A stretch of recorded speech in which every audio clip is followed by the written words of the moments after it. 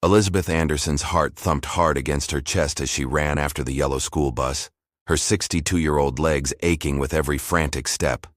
"Stop! Stop!" she yelled, but her voice was no match for the roar of the engine. There, hanging from the closed door, was 6-year-old Lily, her precious granddaughter. Her small arm caught inside while her body swung wildly against the metal side. The child's pink sneakers scraped roughly against the pavement, leaving a sad trail of rubber and cloth. Elizabeth's vision narrowed as she saw Lily's blue jeans tearing against the road, showing bloody skin underneath. Neighbors rushed, out of their homes, waving wildly at the unaware driver. Ms. Jenkins from across the street dropped her groceries right in her driveway. Running toward the road, a passing truck honked loudly, flashing its lights. But the bus kept going, merciless, dragging the little girl like a rag doll while her grandmother's prayers faded into the cold January air. Leave a like and share your thoughts in the comments, along with the city you're watching from now.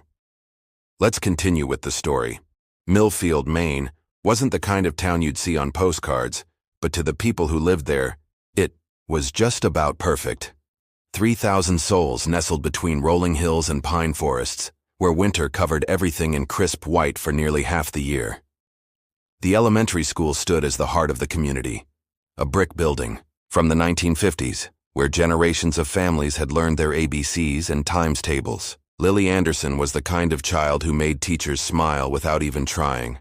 At 6 years old, she wore her chestnut hair in 2 braids that bounced when she skipped down the hallways. Her hazel eyes sparkled with curiosity, and she had a gap-toothed grin that could melt the January frost right off the window panes. Just last week, she'd been cast as the lead in the school play, a fact she announced to everyone from the mail carrier to the checkout lady at Wilson's Grocery. Elizabeth Anderson had been picking up her granddaughter every day since Lily started kindergarten. At 62, Elizabeth moved a bit slower these days, but her spirit was as bright as her trademark red wool coat. Widowed 5 years ago, she had thrown herself into grandmothering with the same devotion she'd given to her 30-year nursing career. She kept a calendar on her fridge marked with Lily's activities in rainbow colors. Michael and Sarah Anderson, Lily's parents, worked long hours at the regional hospital 40 minutes away. Michael as an X-ray technician, Sarah in billing. They were thankful for Elizabeth's help, especially during the harsh Maine winters when daylight was scarce and roads were dangerous.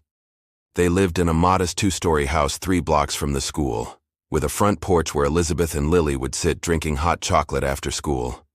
Harold Thompson had been driving buses for the Milfield school district since before some of the teachers were born.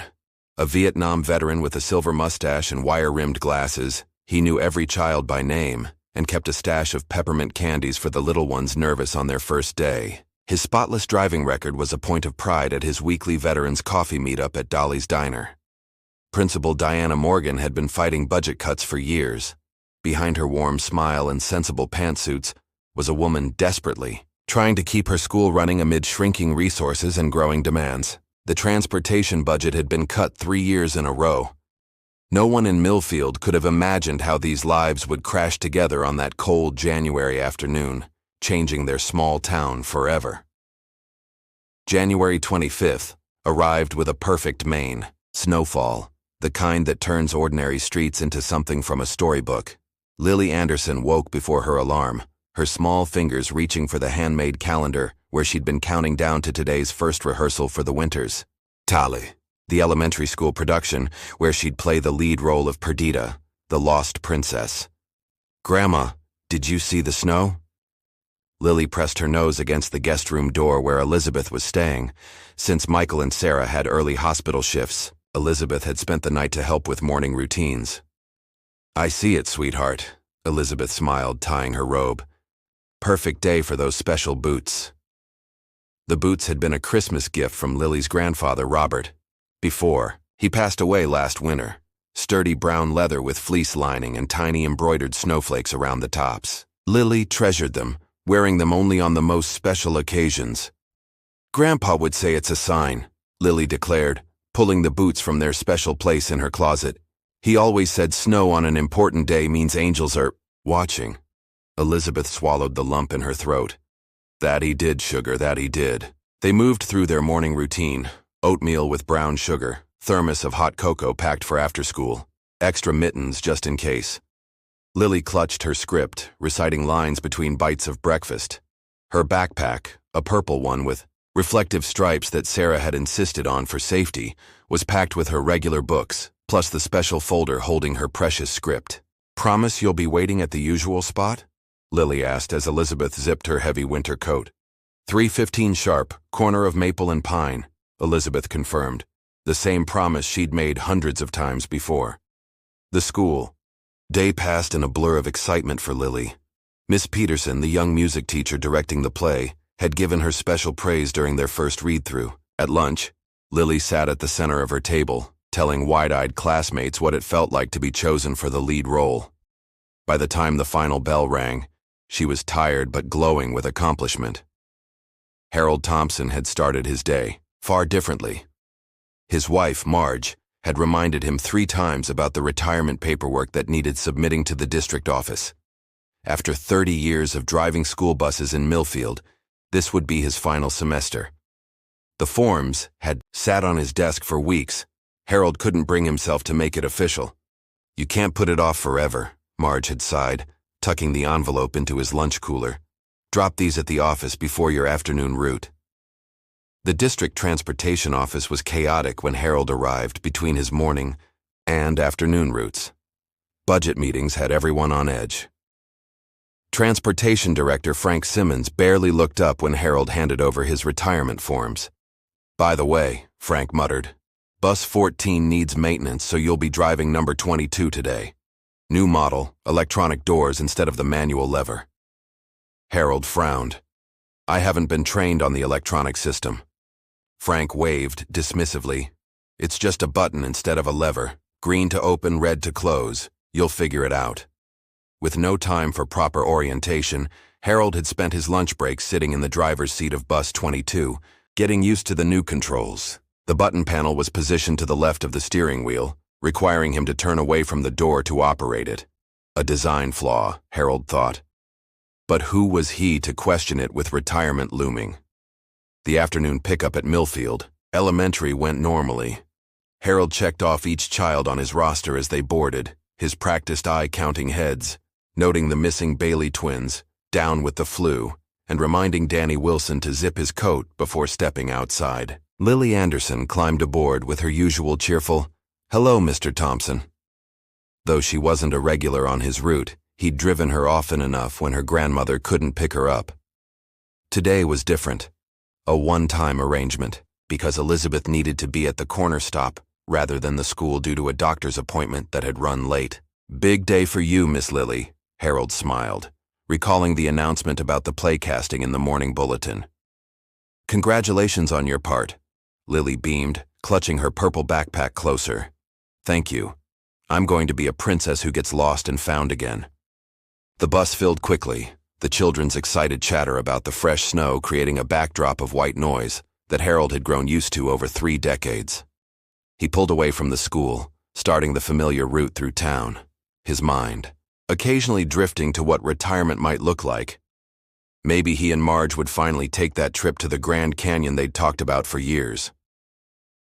At 3:12 p.m., Bus 22 turned onto Maple Street. Harold spotted Elizabeth Anderson at the corner stop, her red coat bright against the snowy backdrop, right on schedule. "Your stop coming up, Lily," he called back, using the rearview mirror to locate her in the sea of children. Lily gathered, her things, moving toward the front as the bus slowed. Elizabeth waved from the corner, checking her watch, always punctual. What happened next would replay in slow motion, in the minds of everyone involved for years to come. Harold pressed the green button, and the doors swung open. Lily stepped forward, one foot already on the bottom step, when a 5th grader, several seats back, shouted about a dropped lunchbox. Harold instinctively turned his head toward the commotion, his left hand moving to the door controls. His finger pressed the red button while Lily was still in the doorway, her purple backpack halfway through. The doors closed with mechanical precision, catching the sturdy fabric of Lily's backpack and trapping her arm still inside the strap. Before anyone realized what was happening, Harold had already signaled, and begun pulling away from the curb. Elizabeth's smile froze on her face as she watched her granddaughter suddenly jerked forward, then dragged, alongside the moving bus. "Stop!" she screamed, but the closed windows and engine noise swallowed her cry. Inside the bus, the children were still settling after the last stop, no one yet noticing the empty seat where Lily should have returned if she hadn't made her exit. The angle of the mirrors, positioned for the old bus Harold usually drove, failed to show the small figure now being pulled along the street. Elizabeth broke into a run, her heart pounding against her ribs as she chased the accelerating vehicle. Lily's special boots scraped against the asphalt, their embroidered snowflakes quickly shredding. The little girl clung desperately to the strap of her backpack, her free arm flailing as she tried to pound on the side of the bus. Mrs. Jenkins, retrieving her mail across the street, was the first neighbor to spot the horror unfolding. She dropped her letters in the snow, waving her arms and screaming at the bus. Mr. Petrovich from the corner house rushed from his front door in slippers, trying to flag down Harold. Lily's jeans began to tear against the rough road surface, exposing her small legs to the freezing pavement. Each bounce and jolt sent waves of pain through her body, yet somehow she held on, instinct telling her that letting go would be far worse. Inside the bus, 7-year-old Tommy Fletcher finally glanced out the window and saw something unusual trailing alongside the bus. "Mr. Thompson," he called out, his young voice barely carrying over the noise of excited children. "I think something's wrong." But Harold, focused on his next turn and distracted by thoughts of his impending retirement, didn't hear the boy's warning. The bus continued on its route, heading toward the stop at Pine Meadow Court, nearly a mile from where Lily should have safely exited.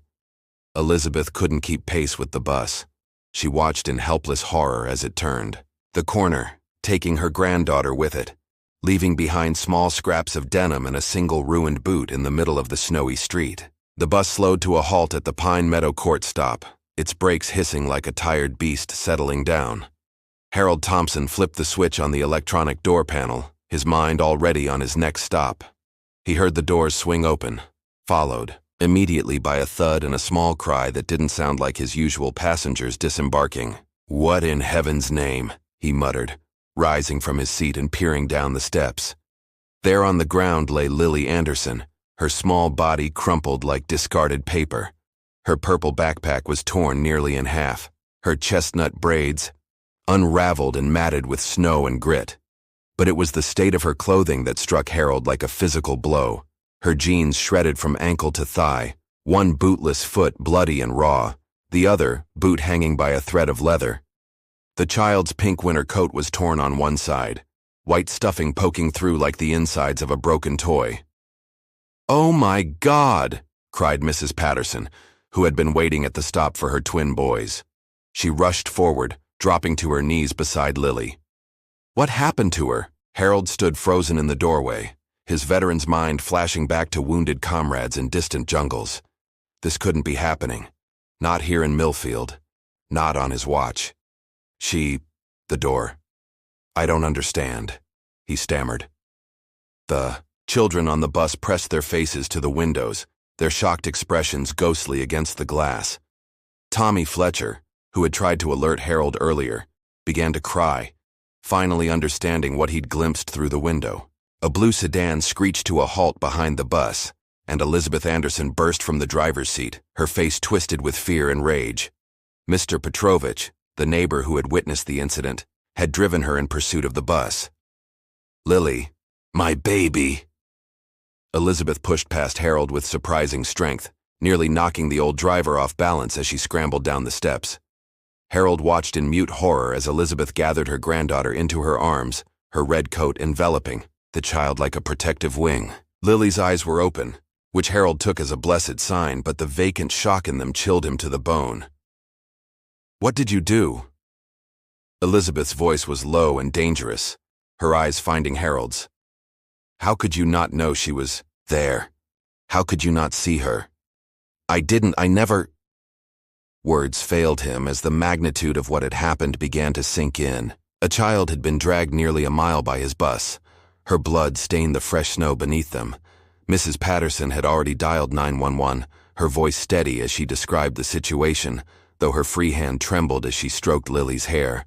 "The ambulance is coming," Mrs. Patterson said. "They said not to move her too much."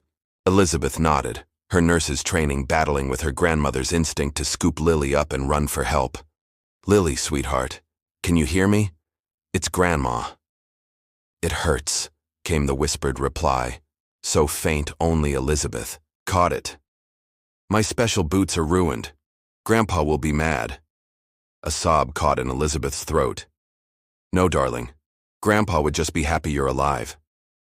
The wail of sirens grew louder, approaching from the direction of town. Harold finally managed to regain some semblance of professional composure, instructing the remaining children to stay seated. He retrieved the emergency blanket from its compartment near the driver's seat, bringing it to Elizabeth with shaking hands. "I'm so sorry," he whispered, the inadequacy of the words like ash in his mouth. "I don't understand how this happened." Elizabeth didn't acknowledge him, focusing entirely on keeping Lily still and conscious. The girl's eyelids had begun to flutter, shock setting in as her adrenaline faded. 2 police cruisers arrived first, followed closely by an ambulance. Officer Jim Watkins, who had coached Harold's son in Little League years ago, approached, with a grim expression, taking in the scene with professional detachment that hid the sickness he felt inside. "Harold, I need you to step back onto the bus," he said quietly. "We'll need a statement." The paramedics moved with practiced efficiency, gently transferring Lily to a backboard despite her whimpers of pain. They cut away what remained of her jeans, revealing angry road rash that stretched from ankle to hip on both legs. Her right arm hung at an unnatural angle, clearly broken, and a gash above her eyebrow steadily leaked blood, despite Elizabeth's attempts to stop it with her scarf. "BP 90/60, pulse elevated at 120, called out the female paramedic, securing an oxygen mask over Lily's face. "Possible concussion, definite fracture to the right radius and ulna, extensive abrasions and lacerations to lower extremities." Her partner, a burly man with kind eyes, placed a hand on Elizabeth's shoulder. "Are you her mother?" "Grandmother," Elizabeth corrected, not taking her eyes off Lily. "Her parents are at work, Milfield Regional. I need to call them." "We're taking her there now," the paramedic assured her. "You can ride with us. We'll alert the ER that we have incoming family members on staff." As they loaded Lily into the ambulance, Officer Watkins was speaking into his radio, requesting additional units to handle the remaining children on the bus and to begin investigation protocols. His younger partner, Officer Rivera, had already started taking photos of the scene.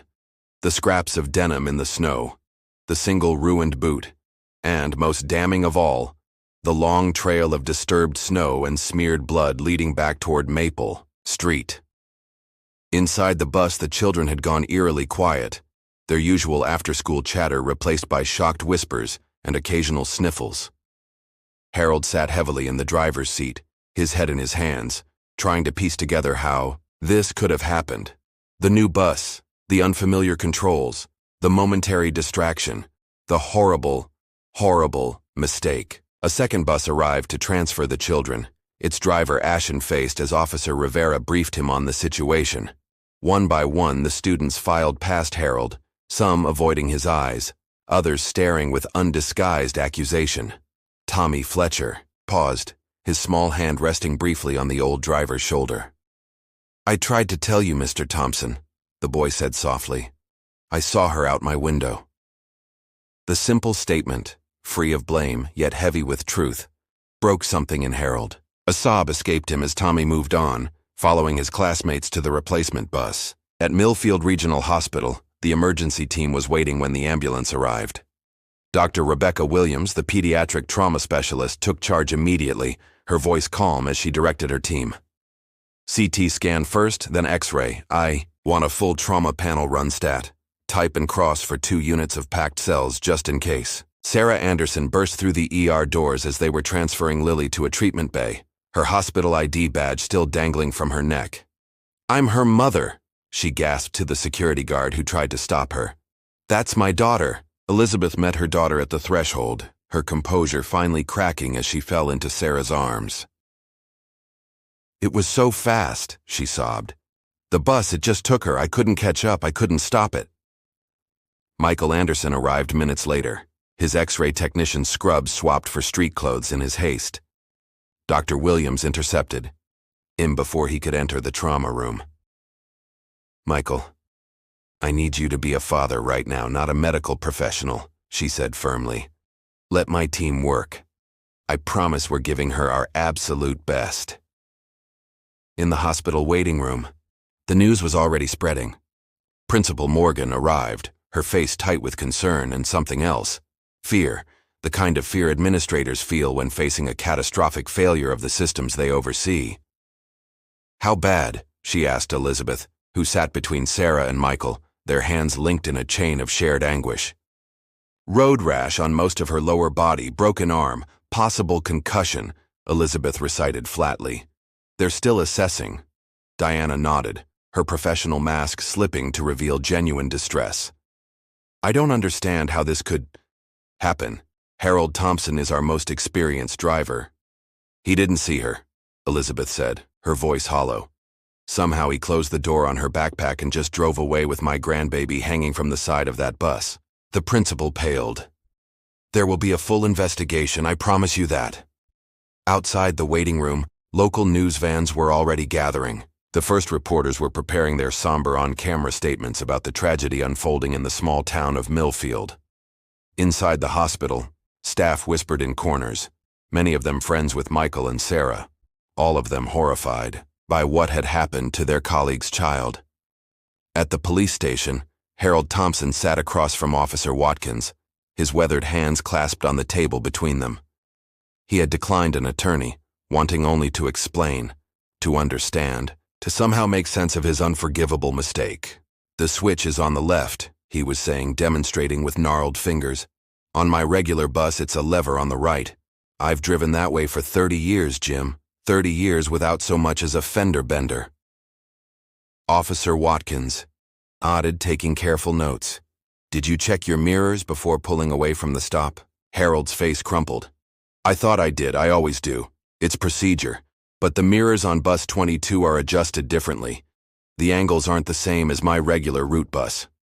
"And you received no training on the new bus model?" "Frank said it was just a button instead of a lever. Said I'd figure it out." Harold's voice broke. "But it's more than that. The whole setup is different. The blind spots aren't the same."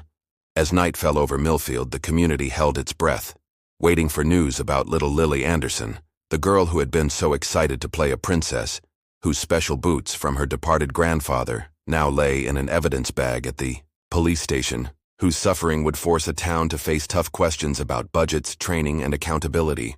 In the pediatric ward, Lily finally slept, sedated after hours of cleaning and treating her extensive injuries. Dr. Williams had confirmed no internal bleeding, a mercy amid the trauma.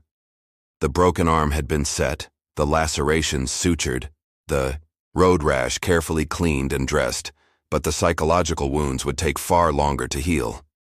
Sarah sat by her daughter's bedside, while Michael had gone to bring Elizabeth a change of clothes and some essentials for what promised to be a long hospital stay. No one mentioned Harold Thompson's name aloud, though he haunted their thoughts like a ghost, the trusted driver whose momentary lapse had unleashed this nightmare. News traveled fast in Milfield. By morning, everyone had heard about little Lily Anderson and the school bus incident. At the town's single diner, Dolly's, conversations buzzed but hushed whenever the bell above the door jingled, patrons checking to see if it might be a member of the Anderson family, or, heaven forbid, Harold Thompson himself. "I heard she was dragged for over a mile," whispered Edith Miller, the retired librarian, stirring her coffee with trembling fingers. Poor child's clothes were torn to ribbons. "Harold Thompson's driven those routes since our kids were in school," her husband George replied. "Never so much as a speeding ticket. Something doesn't add up." At the counter, Frank Simmons, the transportation director, hunched over his breakfast, trying to ignore the sideways glances and whispered comments. His appetite had vanished after a sleepless night reviewing driver logs and bus maintenance records. The knot in his stomach tightened when he overheard someone mention criminal negligence at a nearby booth. Outside, a light snow had begun falling again, covering the tracks of yesterday's tragedy, but no amount of fresh snow could bury what had happened or the questions that were starting to surface. At Milfield Elementary, Principal Diana Morgan had called an emergency staff meeting before the opening bell. Teachers gathered in the library, their faces drawn with concern, many having spent the night fielding calls from worried parents. "I know you're all shaken by what happened to Lily," Diana began, her usually confident voice wavering slightly. "I've spoken with the hospital this morning. She's stable but still sedated. The extent of her injuries is significant." Miss Peterson, the young music teacher, dabbed at her eyes. "What about the play? Lily was so excited about being cast." "The play is the least of our concerns right now," Diana replied gently. "We need to focus on supporting our students through this crisis. The school counselor, Mrs. Reyes, has prepared some guidelines for discussing the accident with your classes. Remember, many of these children witnessed their friend being injured. Some were on that bus." The teachers nodded solemnly, accepting the printed handouts. "What about Harold?" asked Mr. Jenkins, the fifth-grade teacher who had known the bus driver for decades. "Is it true they're pressing charges?" Diana sighed heavily. "The investigation is ongoing. Harold has been placed on administrative leave pending the outcome. That's all I can say officially." "And unofficially?" pressed Mrs. Winters, a veteran teacher nearing retirement herself. "Unofficially," Diana lowered her voice, "the preliminary findings suggest there may be issues with the bus itself. Harold was driving a substitute vehicle with different controls. But please keep that to yourselves for now." As the teachers filed out to prepare for their arriving students, Diana retreated to her office, where a stack of messages awaited. Calls from the superintendent, the school board president, the district's legal counsel, and 3 local news outlets. She closed her door, leaned against it, and allowed herself exactly 30 seconds of quiet panic before straightening her shoulders and reaching for the phone. At Milfield Regional Hospital, Lily had begun to wake, emerging from sedation into a world of pain and confusion. Sarah had dozed off in the bedside chair, her hand still linked with her daughter's uninjured one. Michael had gone to the cafeteria for coffee after keeping vigil through the night. "Mommy." Lily's voice was barely a whisper, raspy from the breathing tube that had been removed earlier that morning. Sarah jerked awake instantly. "I'm here, baby. Mommy's right here." Lily's eyes, clouded with medication and pain, struggled to focus. "Where's Grandma?" "She went home to rest a little, but she'll be back soon." Sarah stroked her daughter's forehead, carefully avoiding the bandaged cut above her eye. "How do you feel, sweetheart?" "It hurts," Lily whimpered. "My legs are burning." Sarah blinked back tears. "I know, baby. The doctor will bring something to help with that." "What happened?" Lily asked, her small face scrunched with the effort of remembering. "Was I in the play?" Sarah's heart clenched. Lily didn't remember. Dr. Williams had warned this might happen. Trauma sometimes created merciful gaps in memory. "No. Sweetheart, you had an accident on the school bus." Lily's eyes widened, fragments of memory returning in jagged flashes. "My backpack got stuck. I couldn't get free. Grandma was screaming." "Shh, it's okay. You're safe now," Sarah soothed, pressing the call button for the nurse. "Try not to think about it right now." Dr. Rebecca Williams arrived moments later, her gentle smile masking her concern as she checked Lily's vital signs and examined the dressings on her legs. "Hello there, Princess. It's good to see those pretty eyes open." While the doctor examined Lily, Sarah stepped into the hall where Michael had returned with coffee and a paper bag from the hospital cafeteria. "She's awake," Sarah whispered. "She remembers some of it." Michael closed his eyes briefly, relief and anguish warring on his tired face. "Thank God she's conscious. Has your mother called?" "Not yet. Last I heard, she was meeting with Officer Watkins again this morning. Apparently they're having some kind of community meeting tonight about the incident." "I want to be there," Michael said firmly. "They need to hear from us." Sarah shook her head. "You can't leave Lily." "Then you go. Take Mom with you. I'll stay with our daughter." Before Sarah could respond, Dr. Williams emerged from the room. She's doing remarkably well considering. The pain is to be expected. Road rash is excruciating, but we can manage that with medication. I'm more concerned about the psychological trauma. Has the hospital counselor been by yet? Not yet, Sarah replied. Is that necessary? She's only 6. Dr. Williams placed a comforting hand on Sarah's arm. At her age, children process trauma differently than adults. The sooner we address it, the better her chances for emotional recovery. I've seen cases where children develop severe anxiety, fear of vehicles, even PTSD after accidents like this. PTSD from a school bus accident? Michael's voice rose incredulously. From being dragged nearly a mile along an asphalt road while conscious and terrified, the doctor corrected gently. Yes, absolutely. PTSD is a concern. As the Andersons grappled with their new reality, across town, Elizabeth sat in her kitchen, staring at the calendar on her refrigerator. Lily's activities, marked in rainbow colors, seemed to mock her from their neat little squares. Tuesday, January 25th. First play rehearsal. Instead, her granddaughter lay in a hospital, bed bandaged and broken. The phone had been ringing all morning. Concerned friends, neighbors offering help, reporters seeking comments. Elizabeth had unplugged it after the 5th call, unable to summon the energy to repeat the story again. Her chest felt tight, her breathing shallow. At 62, she'd never had heart problems, but she wondered if this was what a heart attack felt like, this crushing weight of guilt and grief. A knock at the door pulled her from these dark thoughts. Through the peephole, she saw Marge Thompson, Harold's wife of 40 years, standing on her porch with a covered dish in her trembling hands. Elizabeth's first instinct was to pretend she wasn't home to avoid the impossible conversation that awaited, but some deeper wisdom prevailed. She opened the door.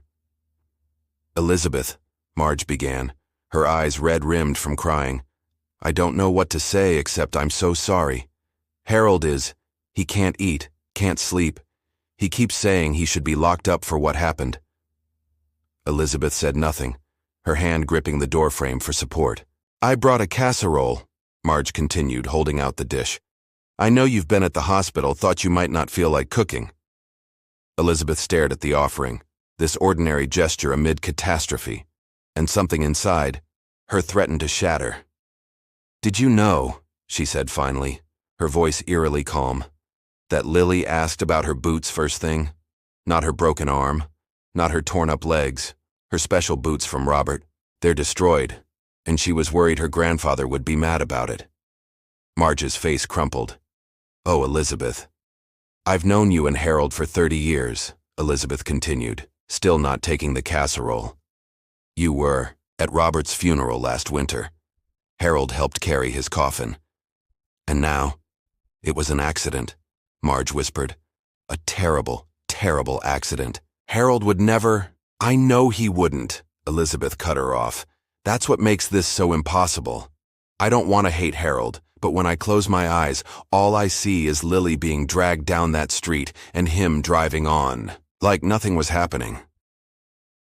A heavy silence fell between the two women, decades of community ties stretching thin under the weight of recent events. Finally, Elizabeth stepped back from the doorway. You can leave the casserole on the porch, she said quietly. I'm not ready for this, Marge.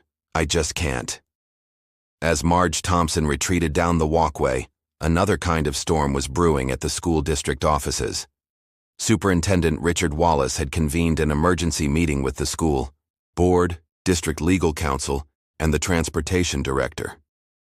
This is an unmitigated disaster, Wallace said, pacing the conference room. We have a 6-year-old girl in the hospital, media camped outside every district building, and parents threatening to keep their children home until we guarantee this won't happen again. How do we respond to this? The liability implications are significant, offered Grace Chen, the district's lawyer. But our immediate concern should be the optics of the investigation. We need to demonstrate we're taking this seriously, making changes, ensuring accountability. Accountability, Frank Simmons, the transportation director, sputtered. Are you suggesting we throw Harold under the bus? The man's given 30 years to this district without incident. No one's throwing anyone under anything, Wallace snapped, then winced at his unfortunate choice of words. But we need to understand exactly what happened and why, Frank.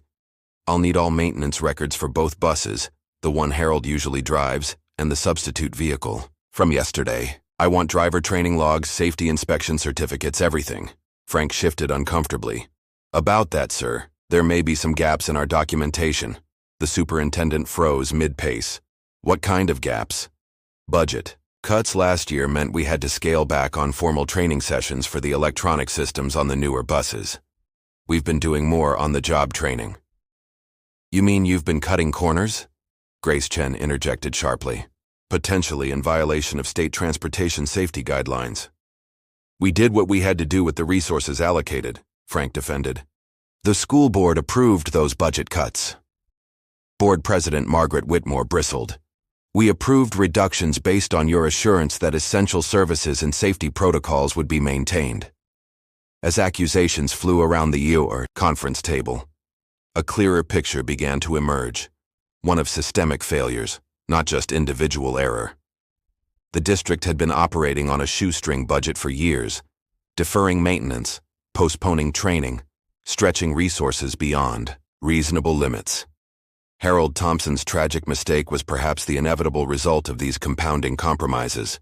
Meanwhile, the community's response was splitting along familiar lines. At Wilson's Grocery, the unofficial hub of town gossip, shoppers found themselves taking sides.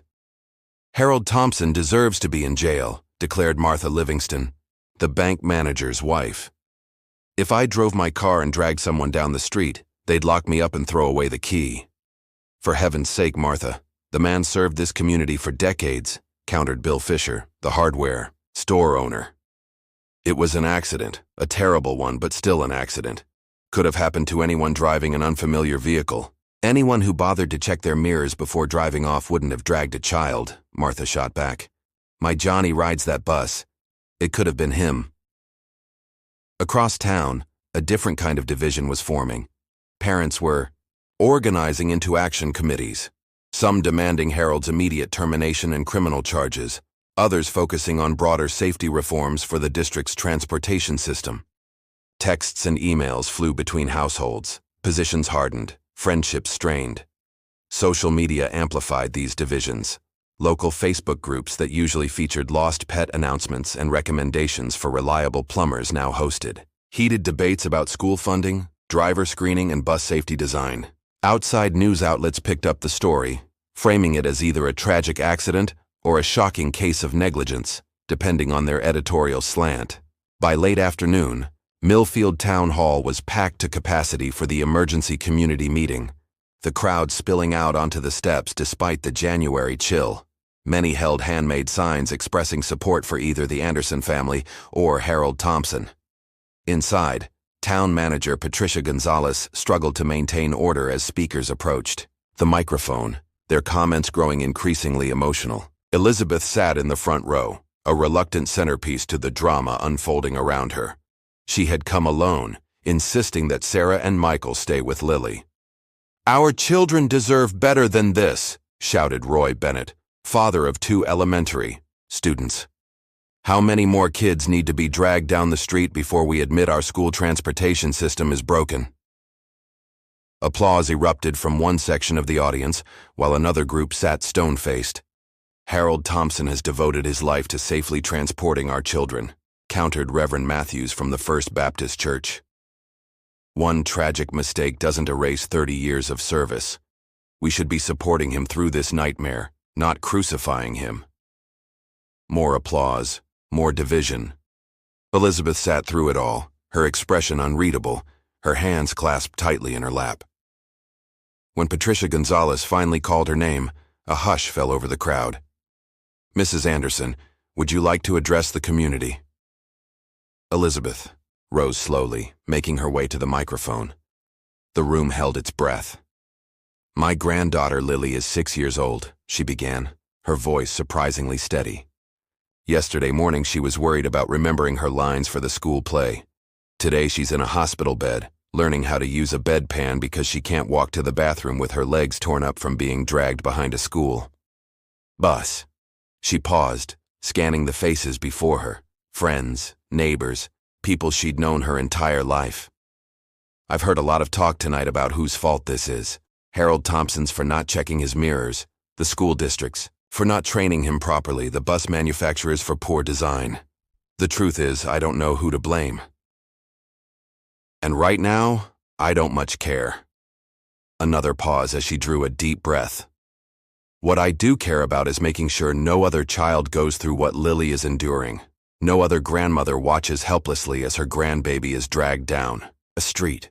That means asking hard questions about how we fund our schools, how we maintain our buses, how we train our drivers. Around the room, heads nodded in somber agreement. As for Harold Thompson, Elizabeth continued, her voice finally breaking slightly. I've known him since our children were in school together. I believe him when he says he never saw Lily. I believe he's devastated by what happened. But belief doesn't heal my granddaughter's wounds or ease her nightmares. She turned to face the section where Harold's supporters sat. Your loyalty to a good man is admirable, but right now, my loyalty has to be to my granddaughter and to every other child who rides those buses. Whatever happens next, investigations, lawsuits, policy changes, should be about protecting them, not about taking sides in a town divided. As Elizabeth returned to her seat, the atmosphere in the room shifted. The angry energy faded, replaced by something more reflective, more constructive. Patricia Gonzalez approached the microphone again, proposing the formation of a community safety committee to work with the school district on comprehensive reforms. Unknown to most in attendance, a district maintenance worker named Jeff Daniels sat in the back row, a manila folder clutched nervously in his hands. Inside were bus inspection records with falsified signatures, service requests that had been filed and ignored, emails warning about door malfunctions on the newer buses. Jeff had been debating all day whether to come forward with what he knew. His job, his family's security, his reputation, all would be at risk if he spoke up. But as he listened to Elizabeth Anderson's words, a weight seemed to lift from his shoulders. He raised his hand tentatively as Patricia Gonzalez asked for volunteers for the safety committee. Tomorrow would bring its own challenges: Lily's continued recovery, Harold's uncertain future, and the community's difficult path toward healing. But tonight, in a crowded town hall, the first fragile threads of resolution had begun to appear, woven from hard truths and painful recognition of shared responsibility. Outside, snow continued to fall gently on Milfield, covering the town in a temporary blanket of peace. While inside the hospital across town, a little girl slept fitfully, dreaming not of princesses, but of being dragged endlessly down a road that never seemed to end. 2 weeks after the accident, the Milfield Elementary School gymnasium had been transformed from a place of dodgeball games and squeaking sneakers to a makeshift public hearing room. Folding chairs were arranged in rows facing a long table, where the school board members sat alongside district administrators. American flags flanked the table, lending an air of official gravity to the proceedings. Every seat was filled, with standing room only along the back wall. The local newspaper had dubbed it The Reckoning, and the tension in the room was thick enough to cut with a knife. Camera crews from Portland and even Boston had set up in designated areas, their presence adding to the charged atmosphere. Principal Diana Morgan surveyed the crowd from her seat at the end of the officials' table, recognizing almost every face: parents of her students, community leaders, teachers, and there in the front row, the principals in this tragedy. The Anderson family on one side of the center aisle, Harold and Marge Thompson on the other, with empty seats between them like a no-man's land. Lily remained in the hospital, though she had been moved from the trauma unit to a regular pediatric room. Her road rash had become infected, complicating her recovery and requiring additional treatments that left the little girl exhausted and miserable. Sarah had taken family medical leave to remain at her daughter's bedside, while Michael worked reduced hours so he could relieve her when necessary. Elizabeth sat ramrod straight beside Michael, her silver hair pulled back in a severe bun, her face showing the strain of sleepless nights and endless worry. She hadn't returned to her volunteer work at the community center, unable to face the well-meaning questions and sympathy. The tightness in her chest had become a constant companion, along with the recurring nightmare of chasing a bus that moved just beyond her reach. Across the aisle, Harold Thompson looked like he'd aged a decade in 2 weeks. His silver mustache was unkempt, his eyes hollow behind his wire-rimmed glasses. Marge kept a protective hand on his arm, as though he might collapse without her support. The veteran driver had not spoken publicly since the accident, refusing all interview requests on the advice of the attorney provided by his union. Superintendent Wallace called the hearing to order, his voice echoing in the cavernous space. We are here tonight to review the findings of our preliminary investigation into the incident of January 25th involving student Lily Anderson and bus driver Harold Thompson. Our goal is transparency with the community and a commitment to ensuring such an incident never happens again. He outlined the format of the hearing. The investigative findings would be presented, followed by statements from key parties and then a public comment period. The school board would then deliberate on appropriate actions. Frank Simmons, the transportation director, presented first, his usual bluster softened by recent events. He detailed the sequence of events as determined by interviews and bus logs. Harold had been assigned a substitute bus with electronic door controls rather than the mechanical lever he was accustomed to. The control panel's positioning required the driver to look away from the door to operate it. No formal training had been provided for the different system beyond a brief verbal instruction. In reviewing our procedures, Frank concluded, his voice strained, we have identified several areas where our protocols fell short of best practices. Driver training on substitute equipment was inadequate. Our mirror adjustment protocols were not standardized across different bus models. And, most critically, our procedure for ensuring students have completely cleared the door before departure was not sufficiently emphasized. Elizabeth listened with growing indignation. These clinical descriptions, these areas where protocols fell short, failed to capture the horror of watching her granddaughter dragged down a snowy street, her little body bouncing against the asphalt. Principal Morgan spoke next, her presentation focusing on the impact on students and the school community. Many of our children are experiencing anxiety about riding the bus. Our school counselor has conducted group sessions with students who witnessed the incident, and we've brought in additional support from the district's crisis team. She faltered slightly when describing Lily specifically. We miss Lily's presence in our halls. Her classmates have made cards for her, and her role in the school play is being kept open for her return, whenever that may be. When it came time for statements from involved parties, Elizabeth was the first to approach the microphone. She had rehearsed what she would say, written it out, and revised it countless times. But standing there, facing her community, the prepared words fled her mind. Lily asked me yesterday when she could go back to school, she began, her voice surprisingly steady. She's 6 years old, lying in a hospital bed with her legs wrapped in bandages, and all she wants to know is if she can still be in, the play. That's innocence for you. Elizabeth paused, gathering herself. I've heard a lot of talk tonight about procedures and protocols, about mirror adjustments and door controls, but I haven't heard anyone address the most basic, failure. Why didn't anyone see my granddaughter hanging from the side of that bus? Not the driver, not the children inside, not for nearly a mile. Her voice began to rise, emotion finally breaking through her careful composure. You've shown us diagrams of bus door mechanics and explained training gaps. But has anyone looked into the culture that allowed this to happen? A culture where checking that a child is safely away from the bus before driving off became an optional step, where bus maintenance is put off to save money, where drivers are assigned equipment they haven't been trained to use. The gymnasium had gone completely silent, all eyes on the slender woman whose controlled fury seemed to fill the cavernous space. My granddaughter's innocence was literally dragged through the streets of this town. Her trust in adults to keep her safe was shredded like her clothing. And I want to know who's going to answer for that. Not just Harold Thompson, not just Frank Simmons, every person in this district who cut a corner, who looked the other way, who decided saving money was more important than a child's safety. Elizabeth suddenly pressed her hand to her chest, a wave of dizziness washing over her. Michael was instantly at her side, guiding her back to her seat as murmurs rippled through the crowd. Dr. Rebecca Williams, who had come to the hearing directly from her hospital shift, hurried over to check Elizabeth's pulse.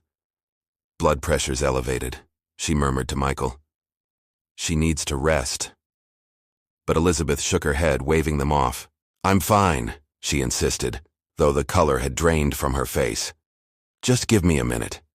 The superintendent, clearly shaken by Elizabeth's statement and subsequent distress, called for a brief recess. The gymnasium erupted in concerned conversation as Dr. Williams continued to monitor Elizabeth, who stubbornly refused to leave. When the hearing resumed, Harold Thompson made his way slowly to the microphone, each step seeming to require great effort. The room hushed again, all eyes now on the man whose momentary lapse had caused such suffering. "I've driven school buses in this town since most of you were children yourselves," he began, his voice rough with emotion. "Carried your babies home in snowstorms, learned your family stories, watched you grow up and put your own children on my bus." He gripped the podium with gnarled hands. There's no excuse for what happened to little Lily Anderson. Not the different bus, not the lack of training, not 30 years of perfect service before that day. Nothing excuses the fact that I failed to make sure she was safely away from my vehicle before I pulled away from that stop. Harold turned to face the Anderson family directly. "Elizabeth, Michael, Sarah, I am more sorry than words can express. If I could trade places with Lily, take her pain onto myself, I would do it in a heartbeat." Elizabeth met his gaze, seeing not the monster of her nightmares, but a broken old man consumed by guilt. Something shifted in her chest. Not forgiveness, not yet, but perhaps the first crack in the wall of anger she'd built.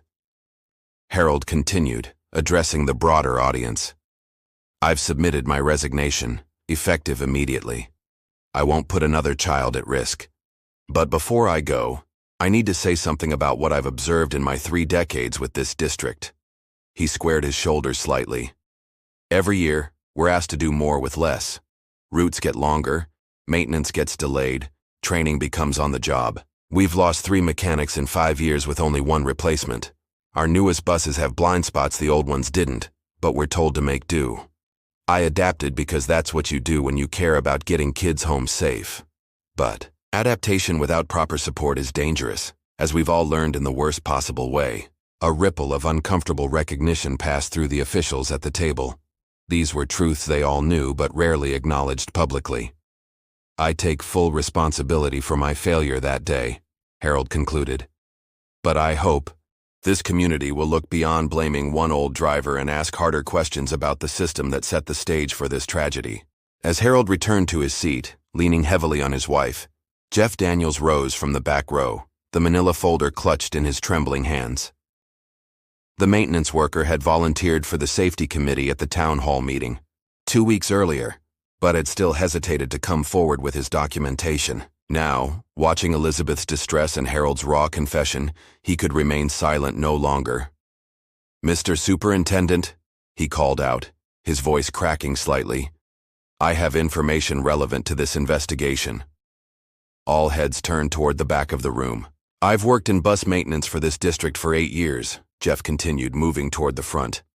"I have records here of service requests that were filed and ignored, inspection forms with signatures that were falsified to meet state requirements." He swallowed hard. "Including documentation of a known issue with the door sensors on Bus 22, the vehicle Mr. Thompson was driving that day." The superintendent's face drained of color. "Mr. Daniels, those are serious allegations." "Yes, sir, they are. And I'm prepared to lose my job for bringing them forward. But after what happened to that little girl, I can't stay quiet anymore." Jeff handed the folder to Grace Chen, the district's lawyer, whose expression remained carefully neutral as she glanced through the documents. The superintendent whispered urgently to her, but she shook her head slightly, clearly unwilling to dismiss the revelations.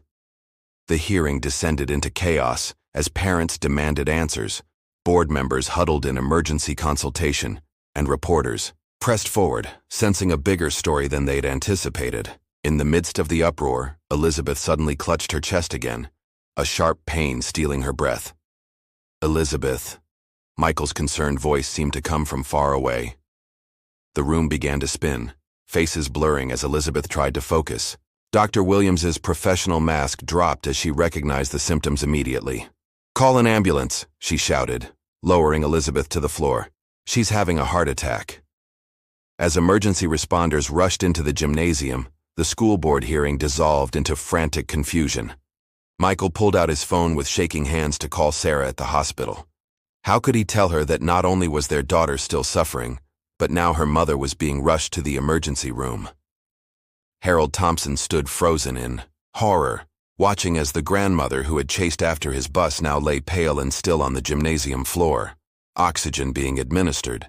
An IV started. Another victim of that terrible day's events. Another weight on his conscience. Board President Margaret Whitmore, attempting to restore order, banged her gavel repeatedly, the sharp cracks echoing through the gymnasium like gunshots. But no one was listening anymore. The carefully orchestrated hearing had transformed into something raw and uncontrolled. A community confronting not just one tragic accident, but years of systemic failures suddenly laid bare. As EMTs wheeled Elizabeth out on a gurney, her eyes fluttered open briefly, finding Harold in the crowd.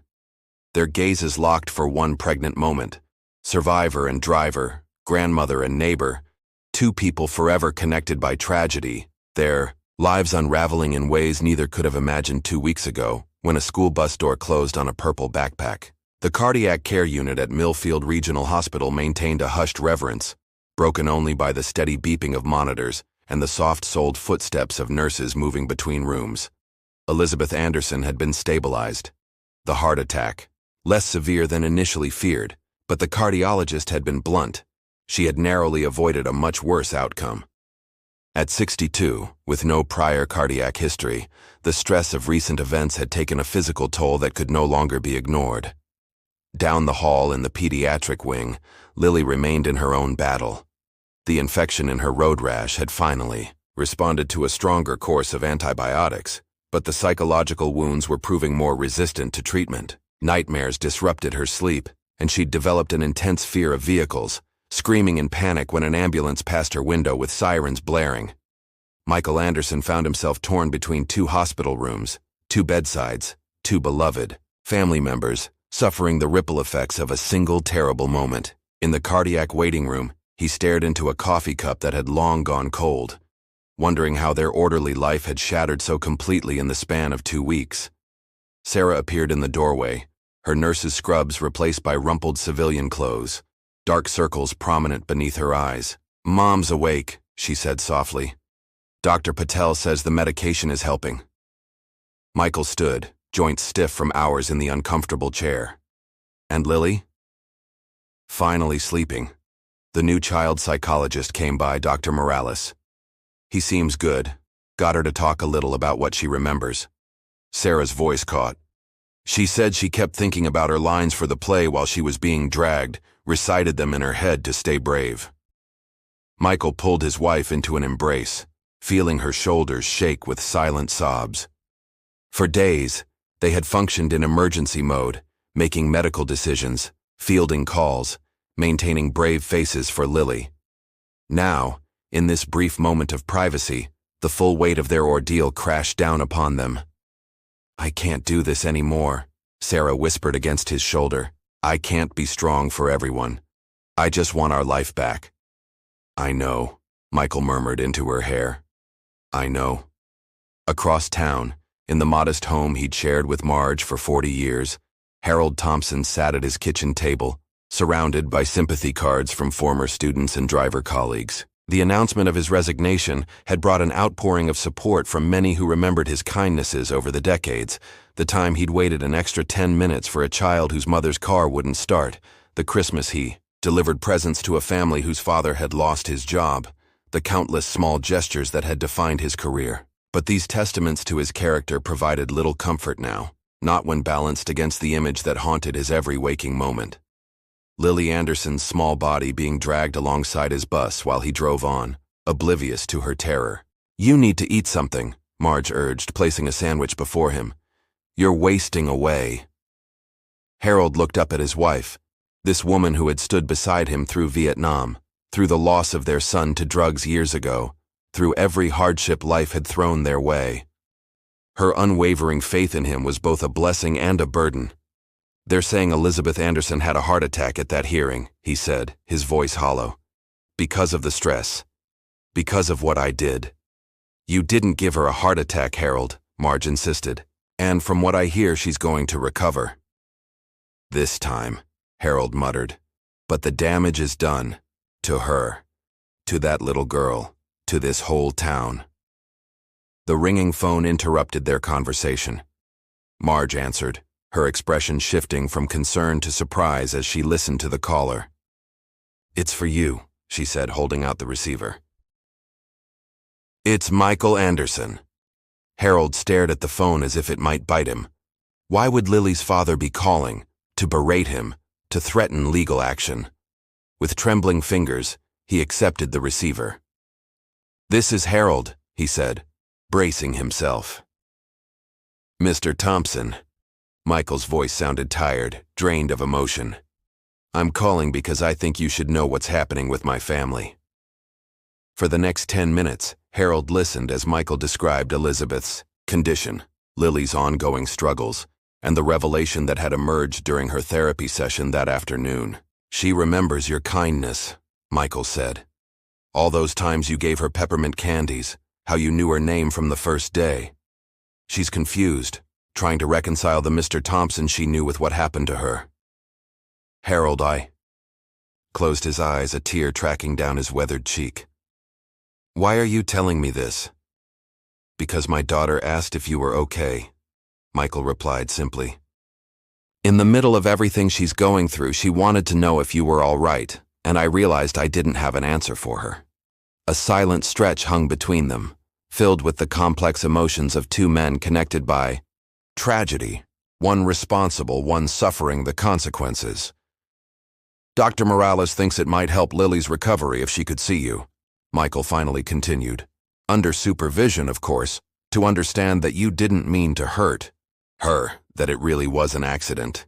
He paused. "I'm not saying we're ready for that yet, but I wanted you to know it's something we're considering for Lily's sake." After the call ended, Harold sat motionless at the kitchen table, Marge watching him with concerned eyes. "They want me to see her," he whispered, disbelief coloring his words. "The little girl I nearly killed. They think it might help her to see me." In the days that followed, Milfield found itself under an unwelcome spotlight. The documents Jeff Daniels had brought forward at the hearing had triggered a state investigation into the school district's transportation department. News vans remained parked outside the administrative offices, and reporters had taken rooms at the town's only motel, settling in for what promised to be a lengthy scandal. Superintendent Wallace had been placed on administrative leave pending the investigation's outcome. Frank Simmons had resigned the day after the hearing, citing health concerns, though everyone knew the real reason. Board President Margaret Whitmore had called for an independent audit of all district departments, promising complete transparency and accountability. At Dolly's Diner, the morning coffee crowd parsed each new development. "Did you see the news last night?" George Miller asked, spreading jam on his toast. "They're saying at least 3 other districts in the state have been falsifying bus inspection records, too. This thing's bigger than just Milfield." "Doesn't make it any less tragic for the Anderson girl," his wife Edith replied, "or any less negligent of our officials." "True enough," George conceded, "but it does explain how we got here. Years of cutting corners, pretending everything's fine while the infrastructure crumbles around us." "I heard Elizabeth Anderson's coming home from the hospital today," offered Mrs. Jenkins from the next booth. "My daughter's on the meal train for the family. Says they're all worn to the bone with worry and hospital visits. Indeed, Elizabeth was being discharged that morning. Her doctors satisfied with her progress but insistent on significant lifestyle changes to prevent future cardiac events." Sarah had converted the downstairs guest room into a temporary bedroom, so her mother wouldn't need to navigate stairs. Michael had installed grab bars in the shower and borrowed a comfortable recliner from a neighbor, creating a recovery space with Elizabeth's favorite books and knitting supplies within easy reach. What no one had anticipated was Elizabeth's request on the drive home from the hospital. "I want to stop by Harold's house," she said from the back seat, where she sat with a pillow clutched protectively against her chest. Sarah nearly swerved off the road in surprise. "Mom, you can't be serious. After what he did to Lily, after what the stress did to your heart." "That's precisely why I need to see him," Elizabeth replied with quiet determination. "This thing between us, It's like an infection that won't heal until it's properly cleaned out. Michael met his mother-in-law's eyes in the rearview mirror. "You sure you're up to this today?" the doctor said to avoid stress. "Living with this unresolved is more stressful than facing it," Elizabeth countered. "I'm not promising forgiveness. I just need to see him, to speak with him directly, not across a gymnasium with the whole town watching." After a tense discussion, Michael finally turned the car toward Pine Street, where the Thompsons had lived since returning from Vietnam all those decades ago. The modest ranch house with its carefully tended garden looked smaller somehow, diminished like its owner by recent events. Marge Thompson answered the door, her surprised expression quickly shifting to alarm when she recognized their visitors.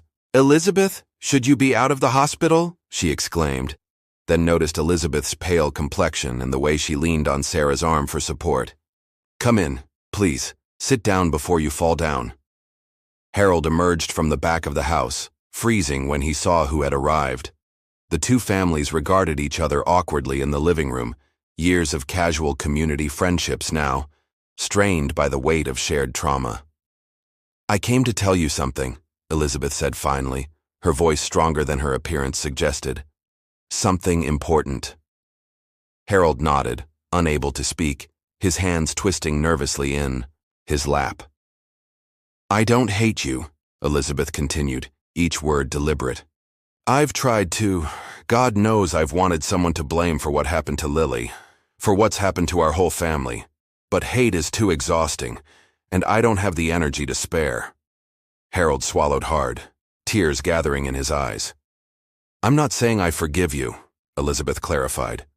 "I don't know if I ever can completely, but I've been thinking about what you said at the hearing, about the corners being cut, the warnings ignored, and then when Jeff Daniels brought out those documents." She shook her head slowly. "You were put in an impossible situation by people who should have known better." "That doesn't excuse my failure," Harold whispered. "No," Elizabeth agreed. "It doesn't. But understanding the context helps me separate the good man I've known for 30 years from the mistake that nearly killed my granddaughter." The tension in the room shifted subtly, like ice, beginning to thaw, not yet broken, but changing state. Michael watched his mother-in-law carefully, ready to intervene at the first sign of distress, while Sarah remained rigid beside her, her own journey toward acceptance clearly at an earlier stage. For the Anderson and Thompson families, this fragile moment represented the first tentative step away from the abyss of blame and recrimination. But the road ahead remained long and uncertain, with two wounded souls, one elderly, one painfully young, still fighting to recover from wounds both physical and spiritual. And in the background, beyond the quiet drama unfolding in the Thompsons' living room, the larger story continued to unspool across their community. A cautionary tale of what happens when safety becomes negotiable, when procedures become optional, when the most vulnerable members of society pay the price for adult compromises. 3 weeks after Elizabeth's heart attack, spring made a tentative appearance in Milfield. Patches of grass emerged from melting snow, and the first crocuses dotted the hospital grounds where Lily Anderson sat in a wheelchair, breathing fresh air for the first time in over a month. The infection in her legs had finally cleared completely, and while physical therapy would continue for months, her doctors had authorized short excursions outside. "It feels different," Lily observed, tilting her face to the sun like a flower seeking light. "The air, I mean." Sarah, pushing the wheelchair, smiled down at her daughter. "That's spring, honey. It's finally coming, and it's bringing you home with it," Michael added, walking beside them. "Dr. Williams says you can leave the hospital tomorrow if everything looks good tonight." Lily's expression clouded slightly. "Will I have to ride the bus again?" The question they'd been dreading. Sarah and Michael exchanged glances over their daughter's head. "No, sweetheart," Sarah assured her.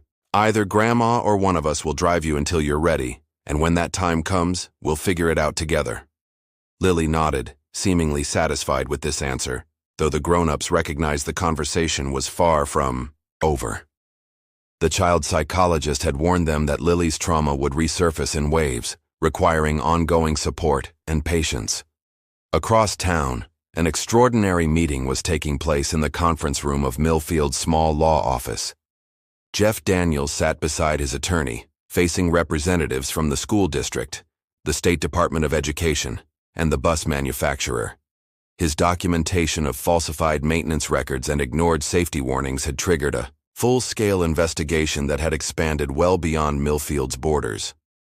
"Let me be clear," said Marjorie Fleming, the state investigator. "Mr. Daniels's whistleblower status protects him from any retaliatory action. His position with the district will be reinstated with back pay for the period of his suspension." The district's interim superintendent, Dr. Esther Washington, nodded stiffly, brought in from a neighboring county to manage the crisis. She had spent the past 2 weeks uncovering the extent of the negligence within Milfield's transportation department. "We have no intention of penalizing Mr. Daniels for his honesty," she assured the room. "In fact, we're creating a new position, Safety Compliance Officer, and would like to offer it to him with appropriate training and a significant increase in compensation." Jeff blinked in surprise. After years of having his concerns dismissed, this vindication felt almost unreal. "What about the larger issues?" his attorney pressed. "The outdated buses, the inadequate training, the pressure on drivers to operate unfamiliar equipment. These problems extend beyond Milfield." "Indeed they do," agreed the representative from the Department of Education. "Our preliminary audit has identified similar lapses in 17 other districts across the state. The governor is establishing a special commission to overhaul school transportation safety regulations, and we would like Mr. Daniels to serve as a consultant." As the meeting continued, outlining sweeping changes to inspection protocols, driver training requirements, and door safety mechanisms, Jeff found himself thinking of little Lily Anderson. None of this bureaucratic reshuffling could undo what had happened to her, but perhaps it might prevent another child from suffering a similar fate. Meanwhile, in the Andersons' home, Elizabeth was engaged in her own form of reconstruction. Her cardiac rehabilitation involved strict medication regimens, supervised exercise, and significant dietary changes. But more challenging than these physical adjustments was the emotional rehabilitation, learning to manage the anxiety and guilt that had contributed to her heart attack. "You're pushing yourself too hard again," Sarah admonished, finding her mother folding laundry when she should have been resting. "I can't just sit around all day feeling useless," Elizabeth countered, though she did lower herself gingerly into her recliner. "Besides, Lily's coming home tomorrow. I want everything ready for her." Sarah sighed, recognizing the stubborn determination that had defined Elizabeth's response to every crisis. "Mom, we need you healthy more than we need perfectly folded towels. The doctors were very clear about stress reduction." "That's why I've been thinking," Elizabeth said, her tone shifting to something more tentative, "about Harold. Thompson's offer." The former bus driver had reached out through his attorney the previous week, offering to contribute his entire pension to a trust fund for Lily's ongoing medical and psychological care. The gesture had stunned the Andersons, particularly given Harold's modest financial circumstances. "He can't afford that," Sarah protested, "and it doesn't change what happened." "No, it doesn't," Elizabeth agreed. "But it tells us something important about the man, something I've been struggling to reconcile with the person who drove away with my granddaughter trapped in his bus door." Sarah sat on the ottoman facing her mother, sensing a deeper conversation unfolding. "What do you mean?" "I've been so angry," Elizabeth admitted, "at Harold, at the school district, at myself for not being able to run faster that day. The anger was eating me alive, literally damaging my heart. But seeing Harold willing to sacrifice his future security for Lily's well-being," she shook her head slowly, "it doesn't erase what happened, but it aligns with the man I knew before the accident, the one who carried your father's coffin, who always saved peppermints for the kindergarteners, who drove through that blizzard in '98 to make sure every child got home safe." Sarah remained silent, her own emotions complicated. As a mother, her primary concern was Lily's recovery. As a daughter, she worried about Elizabeth's health. Forgiveness seemed like a luxury they couldn't yet afford. "I'm not saying we should accept his money," Elizabeth continued, "but I am suggesting that finding a way forward that acknowledges his remorse might be healing for everyone involved, including Lily." Later that evening, in the quiet of their bedroom. After Sarah had gone to the hospital for the night shift with Lily, Michael found himself staring at an email from the district's insurance company. The settlement offer was substantial, enough to cover Lily's medical expenses, future therapy, and provide compensation for her pain and suffering. A separate document detailed the criminal investigation's conclusion. No charges would be filed against Harold Thompson, as the accident was deemed the result of negligence rather than criminal intent. Michael's finger hovered over the reply button. The practical part of him recognized the settlement's generosity. The father in him wondered if any amount could compensate for his daughter's trauma. The neighbor and community member in him questioned what their response would mean for a town already fractured by this incident. His phone rang, interrupting these thoughts. It was Dr. Morales, Lily's psychologist. "Mr. Anderson, I apologize for calling so late, but I wanted to discuss something important that came up in Lily's session today." Michael sat up straighter. "Of course. Is everything okay?" "Yes. In fact, I'm calling with what I consider positive news. Lily asked specifically about meeting with Mr. Thompson, the bus driver." Michael nearly dropped the phone. "She what? Why would she want that?" "It's actually not uncommon for trauma survivors, especially children, to seek closure through confronting the source of their fear," Dr. Morales explained. Lily expressed curiosity about whether Mr. Thompson was still sad about what happened. She seems to intuitively understand that healing might be a two-way street. "She's 6 years old," Michael protested. "How could she possibly be ready for something like that?" "Children often possess wisdom that surprises us," the psychologist replied gently. "I'm not suggesting an immediate meeting, but rather that we consider preparing for one under appropriate therapeutic supervision. When Lily returns home and has had time to settle, it would be entirely on her terms, of course, and could be terminated at any moment if she became uncomfortable." After ending the call, Michael sat in the darkness of his bedroom, turning this unexpected development over in his mind. His daughter, not yet 7 years old, was contemplating a step toward reconciliation that many adults would find impossible to take. The next morning, as the Andersons prepared to bring Lily home from the hospital, an unexpected visitor arrived at their door. Principal Diana Morgan stood on the porch, holding a large envelope and looking uncharacteristically nervous. "I hope I'm not intruding," she began, "but I wanted to give you this before Lily comes home." Inside the envelope was a thick stack of cards, letters, and drawings from every student at Milfield Elementary. "The children have been working on these for weeks," Diana explained. "Miss Peterson thought it might help Lily feel connected to her classmates, even while she's recovering at home. And there's something else." She pulled out a smaller envelope containing a DVD.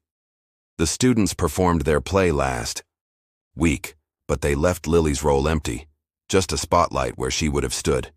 They've dedicated the performance to her and are holding her costume for whenever she feels ready to return." Elizabeth, who had answered the door, felt tears welling in her eyes. Such a simple gesture, yet so profound in its message. "You are not forgotten. Your place is still here. We are waiting for you." As Diana turned to leave, she hesitated. "There's one more thing you should know. The school board has approved a complete redesign of our bus loading and unloading zones. Harold Thompson's attorney approached us with a proposal. Apparently, Harold has been working with a safety engineer to develop a sensor system for bus doors that would automatically reopen if anything is caught between them, like elevator doors, but specifically calibrated for school buses." Elizabeth's hand flew to her mouth. "Harold designed this." "He's been working on it day and night, according to his wife," Diana confirmed. "The patent application lists Lily Anderson as co-creator, with any proceeds directed to a scholarship fund for Milfield students. He said it was the only way he could think to make something meaningful come from this tragedy." After the principal departed, Elizabeth stood in the doorway, watching spring sunshine melt the last patches of snow from their front lawn. The season of darkness was giving way, however tentatively, to one of renewal. Not healing, not yet. The wounds were still too fresh, the losses too acute. But perhaps the beginnings of understanding, of context, of seeing the fuller picture beyond the horrible moment that had defined these past weeks. When Michael arrived with Sarah and Lily an hour later, The little girl was carried inside by her father, her legs still too weak for walking long distances. Her face lit up at the sight of her grandmother waiting in the living room they had, transformed for her homecoming, streamers hanging from the ceiling, her favorite stuffed animals arranged on the sofa, and a handmade banner reading, "Welcome home, Princess Lily." "Grandma," she called, reaching out her arms. "Did you fix your heart?" Elizabeth embraced her granddaughter gently, mindful of her still healing body. "I'm working on it, sweetheart, just like you're working on getting stronger every day. Dr. Morales says sometimes our hearts need fixing on the inside where nobody can see," Lily said with the simple wisdom of children. "Is that the kind of fixing you're doing too?" Elizabeth exchanged glances with Sarah and Michael over Lily's head, recognizing the profound truth in her granddaughter's question. "Yes, my brave girl," she answered softly. "That's exactly the kind of fixing I'm doing." Later, when Lily was settled in her special downstairs bedroom, surrounded by cards and drawings from her classmates, Elizabeth shared with Michael and Sarah what Principal Morgan had told her about Harold's door sensor invention. "He's trying to make amends in the only way he knows how," she concluded, "by ensuring this never happens to another child." The three adults sat in contemplative silence, each wrestling with their own response to this revelation. The path toward healing remained complex and uncertain, but for the first time since that snowy January afternoon, it seemed possible that their journey might eventually lead somewhere beyond pain, to a place where tragedy could coexist with purpose, where the worst day of their lives might somehow contribute to a safer future for others. December arrived. In Milfield, with gentle snowfall that transformed the town into a picture-perfect New England postcard. Nearly a year had passed since the accident that had changed so many lives, and while the physical scars had faded, the deeper impacts remained, in modified procedures, in new relationships, and in the quiet resilience of a community that had confronted its failures. At the Anderson home, Elizabeth put the finishing touches on a batch of gingerbread cookies, her movements more deliberate than they had been a year ago. Cardiac rehabilitation had restored much of her strength, but she had learned to pace herself, to recognize when stress threatened to overwhelm her healing heart. Today, though, excitement outweighed anxiety. Lily would be performing in her school play, not as the lead she'd been cast as last January, but in a supporting role she'd felt ready to tackle. "Those smell amazing," Sarah commented, entering the kitchen with an armful of winter greenery. "Lily's favorites, with extra icing," Elizabeth confirmed. "A celebration seems appropriate, don't you think?" Sarah arranged the pine boughs in a vase, her expression thoughtful. "A year ago, I wouldn't have believed we'd be here. Lily back at school, you baking cookies. All of us. Coping?" Elizabeth nodded, understanding the complex emotions beneath her daughter's simple statement. Coping wasn't healing, wasn't forgetting, but it was something, a testament to the human capacity to continue despite profound trauma. Upstairs, Michael helped Lily into the costume Miss Peterson had modified to accommodate the special compression garments the little girl still wore on her legs. The road rash had healed, leaving mottled scars that would fade with time, but the nerve damage required ongoing treatment. Physical therapy 3 times weekly had strengthened her legs enough that she now used only a lightweight brace, rather than the wheelchair or walker she'd relied on in the early months. "How do I look, Daddy?" Lily twirled carefully, her balance still not quite what it had been. "Like the most beautiful frost fairy in all of Maine," Michael assured her, his throat tightening as he remembered a different costume, a different play, a different Lily from a year ago. The changes in his daughter went far beyond the physical scars. She carried herself with a gravity unusual in a 7-year-old, a hard-won wisdom behind her eyes. "Do you think Mr. Thompson will come tonight?" she asked, adjusting her sparkly blue headband. Michael hesitated. Lily's supervised meeting with Harold 6 months ago had gone better than anyone expected. The child's straightforward questions and Harold's honest, tearful answers, creating a space for understanding that the adults around them had struggled to find. Since then, Lily had exchanged letters with the former bus driver, simple correspondence that Dr. Morales monitored as part of her continued therapy. "I don't know, sweetheart," Michael answered carefully. It might be difficult for him to be at the school.